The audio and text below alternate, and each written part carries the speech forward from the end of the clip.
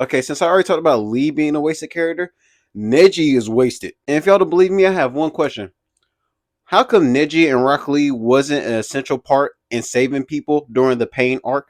No, son. I want y'all to hear me out because everybody and their mama had a fight scene during the Pain arc. Even Konohamaru, who we had like 5 or 6 episodes in OG Naruto, had the entire fight scene during the Pain arc. I want y'all to really let that sink in.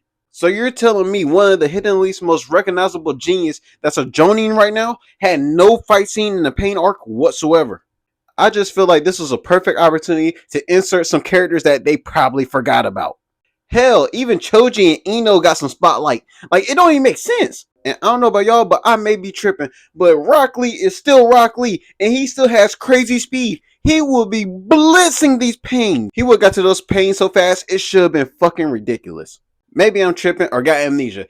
Let me know in the comments down below.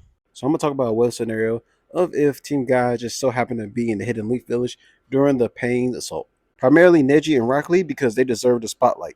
And also for the people that think that Neji or Rock Lee would instantly die from being in the Pain assault or trying to defend the Hidden Leaf, come on now. At that point, y'all are saying that Konohamaru at this young age was stronger than Neji and Rock Lee.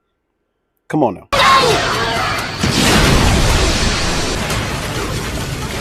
Now, in this scenario, I'm not saying that Might Guy immediately go and unlock the 8 gates and just end the fight immediately. No, because we still have to have the scene where Naruto comes in and actually saves the Hidden Leaf Village from the main Pain. First things first, I'm like 80% sure that Neji could beat the same Pain that was literally going against Konohamaru, but Rock Lee, I am 100% sure Rock Lee would have killed that Pain. For Konohamaru to take that Pain is so random, it's kind of like if you had Tenten and you have her take out one of Madara's Limbo clones. Like, what?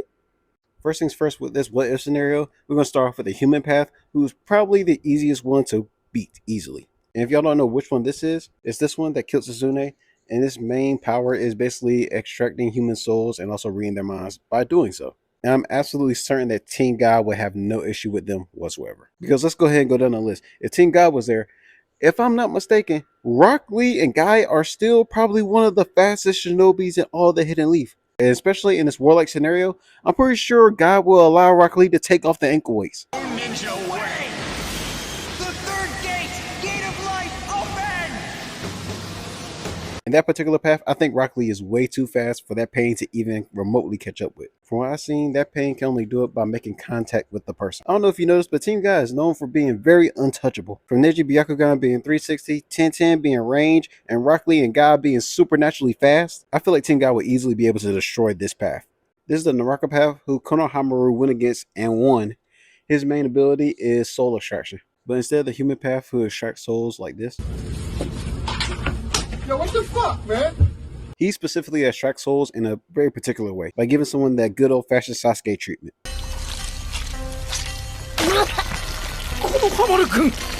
And of course, with that path, I'm easily going to say that Rock Lee and my guy easily just handled this path, probably in about 10 seconds. Because that's how fast Rock Lee will literally come in and destroy that path in a matter of seconds.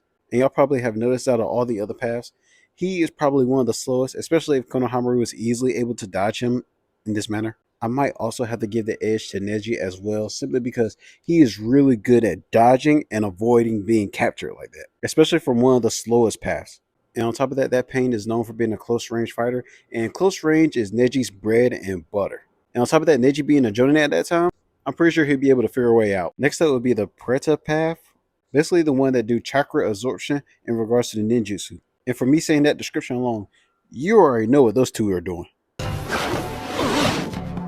It is just straight martial arts, nothing more. You ready, bro?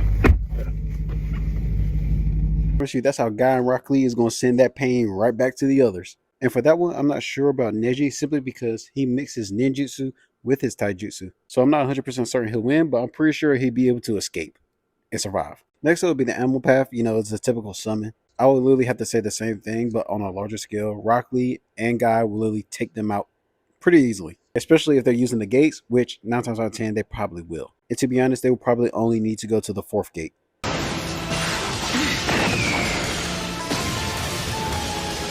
Your ass, Mr. Postman. I don't think Neji will be able to survive going against the animal path.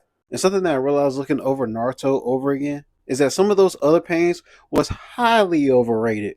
The only reason I feel like they were super deadly is because a whole lot of people didn't understand how their powers work or the 5-second intervals that their powers would correlate with. But a lot of the other paths of pain were literally one-shot knockout. It was that easy to take them out.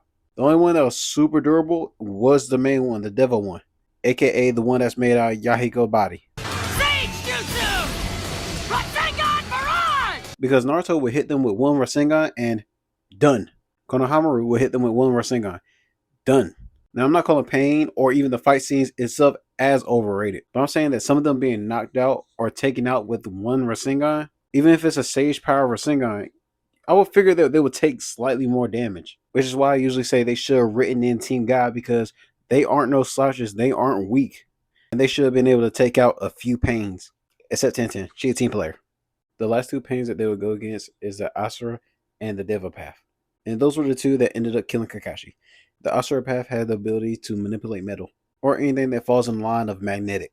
And of course, the main one that's a Deva Path is the one that manipulates gravity. And those two particular pains were always together. Unlike the other pains that split up on their own, mainly to search for Naruto and collect intel on where he was at. Now, in all honesty, I don't know if Team Guy would be very helpful in regards to those two particular pains, but I don't know for sure. My guess would be if Rock Lee opened the fourth gate and Guy opened the same gate that he used to beat Kasame, then I would feel a whole lot better about their chances. But if Guy saw that white-haired Joker die, yeah, Pain and Nagato wouldn't be a thing anymore. There wouldn't be no Talk No Jutsu whatsoever. Because at that point, I think he might go full 8 gates. And I don't think y'all understand how OP the 8 gate is. One kick from Night Guy literally warped time and space for a moment. But that's pretty much how I would try to include Team Guy. My thoughts on Team Guy is that two of the characters was completely left out and wasted in Naruto Shippuden when they could have just been written during the Pain Assault. That's why I came up with scenarios where they could have fit some fight scenes. Instead of giving their shine to characters that completely didn't deserve it and that didn't have much screen time prior, because the strength of the members of Team Guy is truly underrated and it gets overlooked constantly for lesser characters to shine. When Team Guy and OG Naruto was 10 times more popular for good reason. And not only people from Team Guy, but people like Shino from the Arabi clan, who is known for having chakra feeding bugs that would have easily demolished a lot of the pains. Because Shino and his clan's bugs literally eat chakra, and if you don't feed it a correct amount of chakra, they literally overgrow and can literally get out of hand, or eat the flesh of the person producing the chakra, which is how Shino defeated part of the Ten Tails without no Jinchuriki cloak. But in all honesty, I think Danzo is the reason why Shino's clan wasn't around. If you ain't gonna kill off a character, at least use them later on, especially if they're popular.